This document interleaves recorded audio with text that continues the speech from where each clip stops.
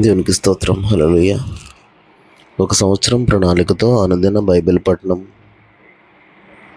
ఈరోజు 6 జూలై 2025. ఈ సంవత్సరంలో 187వ రోజు.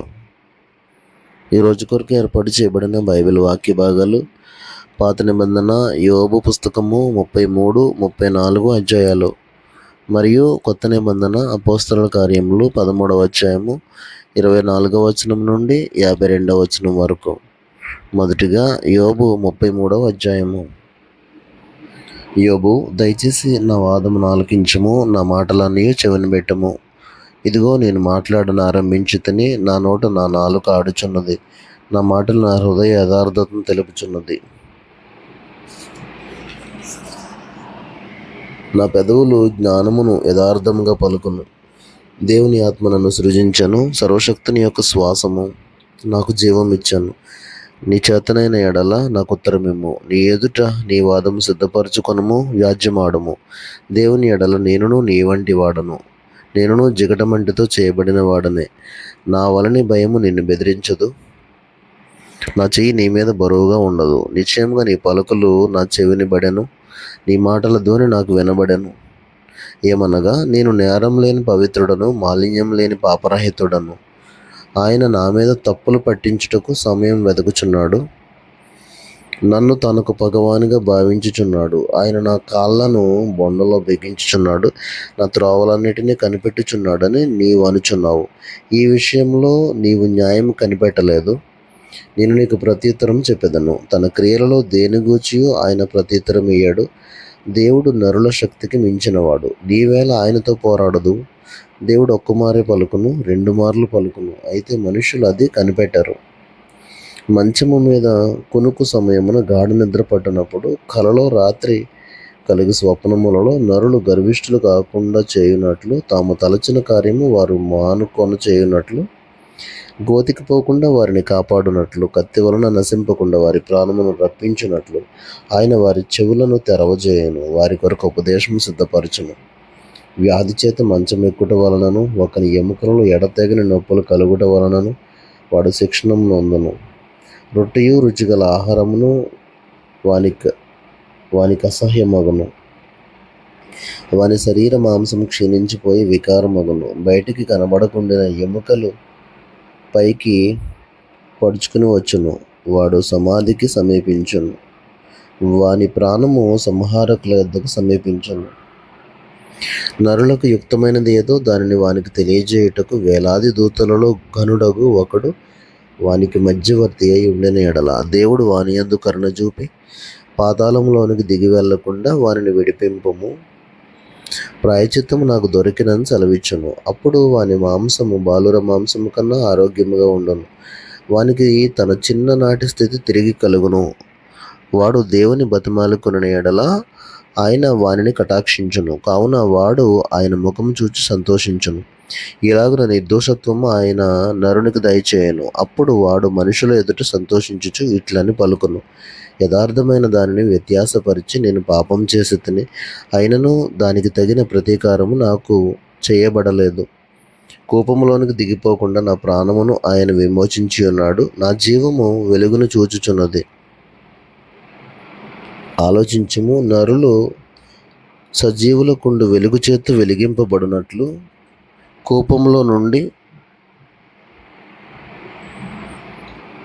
వారిని మరలా రప్పింపవలనని మానవుల కొరకు 2 సార్లు 3 సార్లు ఈ క్రియలన్నిటినీ దేవుడు చేయువాడై ఉన్నాడు. యోబు, చెవిని పెట్టుము, నా మాట ఆలకింపము, మౌనముగా నుండుము, నేను మాట్లాడదను. చెప్పవలసిన మాట ఏదైనా నీకున్న ఎడల నాతో ప్రత్యుత్తరం చెప్పుము. మాట్లాడుము, నీవు నీతిమంతుడు అని స్థాపింపగోరుచున్నాను. మాట ఏమీ లేని ఎడల నీవు నా మాట ఆలకింపుము, మౌనముగా నుండుము, నేను నీకు జ్ఞానము బోధించదను. యోబు 34వ అధ్యాయము. అప్పుడు ఎలీహు మరల ఇలాగు చెప్పసాగెను, జ్ఞానులారా నా మాటలు వినుడి, అనుభవసారులారా నాకు చెవియొగ్గుడి.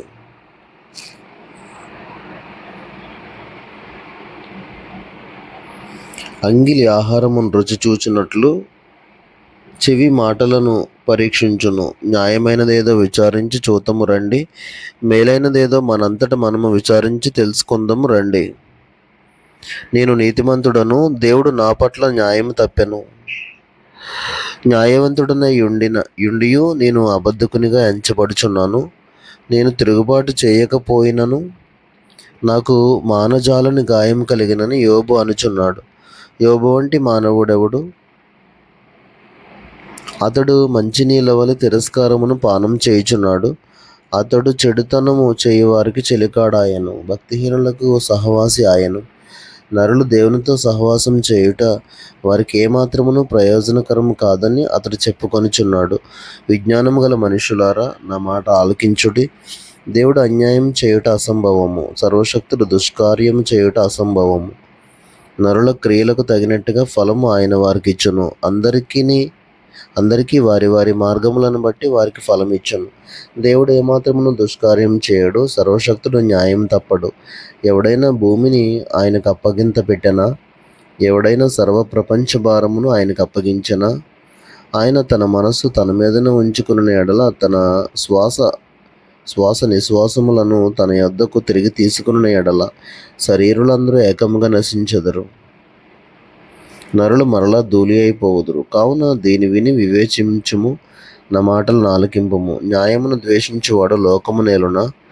న్యాయ సంపన్నుడైన వాని మీద నేరం మోపుదువా? నీవు పనికిమాలిన వాడవని రాజుతోనైనను, మీరు దుష్టులని ప్రధానులతోనైనా అనవచ్చునా? రాజుల ఎడల పక్షపాతం చూపని వానితోనూ, బీదల కన్నా ధనము గల వారిని ఎక్కువగా చూడని వానితోనూ అలాగ పలుకుట తగునా? వారందరూ ఆయన నిర్మించిన వారు కారా? వారు నిమిషంలో చనిపోవుదురు. మధ్యరాత్రి ప్రజలు కల్లోలము నొంది నాశనమగుదురు. బలవంతులు దైవికముగా కొంచిపోబడెదరు. ఆయన దృష్టి నరుల మార్గముల మీద నుంచబడి ఉన్నది. ఆయన వారి నడకలన్నీ కనిపెట్టి చూచుచున్నాడు. దుష్క్రియలు చేయువారు దాగుకొనుటకు చీకటి అయినను మరణాంధకారమైనను లేదు. ఒకడు న్యాయ విమర్శలోనికి రాకముందు బహుకాలము అతనిని విచారణ చేయుట దేవునికి అగత్యము లేదు. విచారణ లేకుండానే బలవంతులను ఆయన నిర్మూలం చేయుచున్నాడు. వారి స్థానమున ఇతరులను నియమించుచున్నాడు. వారి క్రియలను ఆయన తెలుసుకొనుచున్నాడు. రాత్రి యందు ఆయన నాశనం కలుగజేయగా వారు నలుగుగొట్టబడుదురు. దుష్టులని బహిరంగముగానే ఆయన వారిని శిక్షించును. ఎలయనగా వారు ఆయనను అనుసరించుట మానిరి, ఆయన ఆజ్ఞలలో దేనినైనను లక్ష్య పెట్టకపోయిరి. బీదల మొరను ఆయన యొద్దకు వచ్చినట్లు చేసిరి, దీనుల మొరను ఆయనకు వినబడినట్లు చేసిరి. ఆయన సమాధానము కలుగజేసిన ఎడల శిక్ష విధింపగలవాడెవడు? ఆయన తన ముఖమును దాచుకున్న ఎడల ఆయనను చూడగలవాడెవడు? అది అనేకులను గూర్చినదైనను ఒకటే, ఒకని గూర్చినదైనను ఒకటే. భక్తిహీనులు రాజ్య పరిపాలన చేయకుండునట్లు, వారి ప్రజలను చిక్కించుకొనకుండునట్లు బలవంతులను ఆయన నిర్మూలం చేయుచున్నాడు. ఒకడు, నేను శిక్ష నొందితిని, నేను ఇకను పాపం చేయను, నాకు తెలియని దానిని నాకు నేర్పము, నేను దుష్కార్యం చేసి ఉన్నడల ఇకను చేయనని దేవునితో చెప్పునా? నీకు ఇష్టం వచ్చినట్లు ఆయన ప్రతీకారం చేయునా? లేని ఎడల నీవుందువా? నేను కాదు, నీవే నిశ్చయింపవలను గనుక నీవెరిగిన దానిని పలుకుము. వివేచన గలవారు, జ్ఞానం కలిగి నా మాట వినువారు నాతో నీలాగు పలుకుదురు. యోబు తెలివిమాలిన మాట్లాడుచున్నాడు, అతని మాటలు బుద్ధిహీనమైనవి. దుష్టుల వల్ల యోబు ప్రత్యుత్తరం ఇచ్చినందున అతడు తుదముట్ట శోధింపబడవలనని నేనెంతో కోరుచున్నాను. అతడు తన పాపమునకు తోడుగా ద్రోహము కూర్చుకొనుచున్నాడు. మన ఎదుట చప్పట్లు కొట్టి దేవుని మీద కాని మాటలు పెంచుచున్నాడు.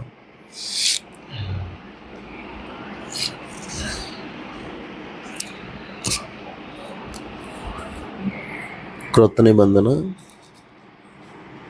అపోస్తల కార్యములు 13వ అధ్యాయము 24 నుండి 52 వరకు. ఆయన రాకముందు యోహాను ఇజ్రాయేలు ప్రజలకందరికీ మారుమనసు విషయమైన బాప్తిస్మం ప్రకటించాను. యోహాను తన పనిని నెరవేర్చుచుండగా, నేనెవడనని మీరు తలంచుచున్నారు, నేను ఆయనను కాను. ఇదిగో నా వెనుక ఒకడు వచ్చుచున్నాడు, ఆయన కాళ్ళ చెప్పులు విప్పుటకైనను నేను పాత్రుడను కానని చెప్పాను. సహోదరులారా, అబ్రహాము వంశస్థులారా, దేవునికి భయపడి వారులారా, ఈ రక్షణ వాక్యము మన యొద్దకు పంపబడి ఉన్నది. యెరూషలేములో కాపురముండు వారును వారి అధికారులను ఆయననైనను ప్రతి విశ్రాంతి దినమున చదవబడుచున్న ప్రవక్తల వచనములనైనను గ్రహింపక ఆయనకు శిక్ష విధించుట చేత ఆ వచనములన్నీ నెరవేర్చిరి. ఆయన యందు మరణమునకు తగిన హేతువేదియు కనబడకపోయినను ఆయనను చంపించవలనని వారు పిలాతును వేడుకొనిరి. వారు ఆయనను గూర్చి వ్రాయబడినవన్నీ నెరవేర్చిన తరువాత ఆయనను మ్రాను మీద నుండి దింపి సమాధిలో పెట్టిరి. అయితే దేవుడు మృతుల్లో నుండి ఆయనను లేపెను. ఆయన గలిలయ నుండి యెరూషలేమునకు తనతో కూడా వచ్చిన వారికి అనేక దినములు కనబడెను. వారిప్పుడు ప్రజల ఎదుట ఆయనకు సాక్షులై ఉన్నారు. దేవుడు యేసును లేపి పితరులకు చేసిన వాగ్దానమును మన పిల్లలకు నెరవేర్చి ఉన్నాడని మేమును మీకు సువార్త ప్రకటించుచున్నాము. అలాగే నీవు నా కుమారుడవు, నేడు నేను నిన్ను కంటిని అని 2వ కీర్తన యందు రాయబడి ఉన్నది. మరియు ఇక కుళ్ళు పట్టకుండా ఆయనను మృతుల్లో నుండి లేపుటను బట్టి దావీదునకు అనుగ్రహించిన పవిత్రమైన వరములను మీకు అనుగ్రహింతును అని నమ్మకములైనవని చెప్పాను. కాబట్టి వేరొక కీర్తన యందు నీ పరిశుద్ధిని కుళ్ళు పట్టనీయవని చెప్పుచున్నాడు. దావీదు దేవుని సంకల్పం చొప్పున తన తరము వారికి సేవ చేసి నిద్రించి తన పితరుల యొద్దకు చేర్చబడి కుళ్ళిపోయాను. గాని దేవుడు లేపిన వాడు కుళ్ళు పట్టలేదు. కాబట్టి సహోదరులారా, మీకు ఈయన ద్వారానే పాపక్షమాపణ ప్రచురమగుచున్నదనియు మీరు మోషే ధర్మశాస్త్రం వలన ఏ విషయములలో నీతిమంతులుగా తీర్చబడలేకపోతారో ఆ విషయములన్నిటిలో విశ్వసించి ప్రతివాడును ఈయన వలననే నీతిమంతుడిగా తీర్చబడననియు మీకు తెలియగాక. ప్రవక్తల గ్రంథమందు చెప్పబడినది మీ మీదికి రాకుండా చూచుకొనుడి. అదేమనగా, ఇదిగో తిరస్కరించు వార్లారా, ఆశ్చర్యపడుడి, నశించుడి. మీ దినములలో నేను ఒక కార్యం చేసేదను. ఆ కార్యము ఒకడు మీకు వివరించినను మీరెంత మాత్రమును నమ్మరు అనెను. వారు సమాజ మందిరముల నుండి వెళ్ళుచుండగా ఈ మాటలను మరుసటి విశ్రాంతి దినమున తమతో చెప్పవలనని జనులు వేడుకొనిరి. సమాజ మందిరంలోని వారు లేచిన తరువాత అనేకులు యూదులను భక్తిపరులైన యూద మత ప్రవిష్టులను పౌలును బర్నబాను వెంబడించిరి. వీరు వారితో మాట్లాడుచు దేవుని కృపయందు నిలకడగా ఉండవలనని వారిని హెచ్చరించిరి. మరుసటి విశ్రాంతి దినమున దాదాపుగా ఆ పట్టణమంతయు దేవుని వాక్యం వినుటకు కూడి వచ్చెను. యూదులు జనసమూహములను చూచి మత్సరముతో నిండుకొని దూషించుచు పౌలు చెప్పిన వాటికి అడ్డం చెప్పిరి. అప్పుడు పౌలును బర్నబాయు ధైర్యంగా ఇట్లనిరి, దేవుని వాక్యం మొదట మీకు చెప్పుట ఆవశ్యకమే. అయినను మీరు దానిని త్రోసివేసి మిమ్మల్ని మీరే నిత్యజీవమునకు అపాత్రులుగా ఎంచుకొనుచున్నారు. గనుక ఇదిగో మేము అన్యజనుల యొద్దకు వెళ్ళుచున్నాము. ఎలయనగా నీవు భూదిగంతముల వరకు రక్షణార్థముగా ఉండునట్లు నిన్ను అన్యజనులకు వెలుగుగా ఉంచి ఉన్నాను అని ప్రభువు మాకు ఆజ్ఞాపించెను అనేరి. అన్యజనులు ఆ మాట విని సంతోషించి దేవుని వాక్యమును మహిమపరిచిరి. మరియు నిత్యజీవమునకు నిర్ణయింపబడిన వారందరూ విశ్వసించిరి. ప్రభువు వాక్యము ఆ ప్రదేశమందంతటా వ్యాపించెను. గాని యూదులు భక్తి మర్యాదలు గల స్త్రీలను, ఆ పట్టణపు ప్రముఖులను రేపి పౌలునకు బర్నబాకును హింస కలుగజేసి వారిని తమ ప్రాంతముల నుండి వెళ్ళగొట్టిరి. వీరు తమ పాదధూళిని వారి తట్టు దులిపివేసి ఈకొనియకు వచ్చిరి. అయితే శిష్యులు ఆనందభరితులై పరిశుద్ధాత్మతో నిండిన వారైరి. దేవుడు తన పరిశుద్ధ వాక్యమును మన వెనుకిడిలో దీవించునుగాక. ఆమేన్.